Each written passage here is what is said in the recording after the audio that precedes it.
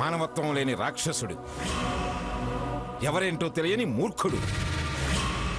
దీనంతటికీ అసలు మూలం మీరు.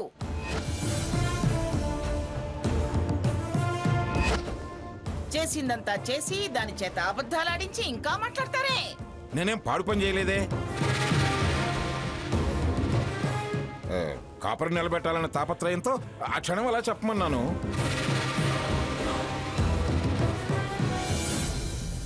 అదేదో నెరవేనట్టు నేనే కారణం అంటావే.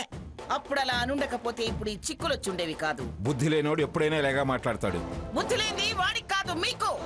పిచ్చి పిచ్చిగా మాట్లాడావంటే పళ్ళు రాలుతాయి. వయసు అదేగా, ఎలాగూ మీకు నాకు రాలి తీరుతాయి. వయసు రాగానే సరిపోదు, కాస్త బుద్ధి జ్ఞానం పెరగాలి.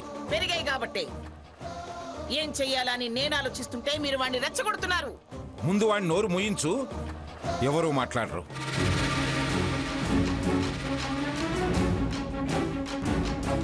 అతనికంత అనుమానంగా ఉంటే ఒక 6 నెలలు ఓపిక పట్టమనండి. DNA టెస్ట్ చేయించి నిజానిజాలు తేల్చి ఎవరు దీని కడుపులోని బిడ్డకి తండ్రో తేలుస్తాను. DNA లేదు, NRI లేదు.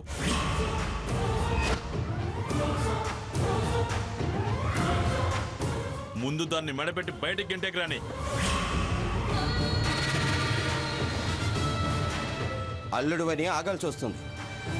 ఓపిక పట్టు, 6 నెలల తర్వాత నిజం నిరూపిస్తానని సీత అంటుంటే మెడ పట్టుకుని అవతల గంటమంటావే.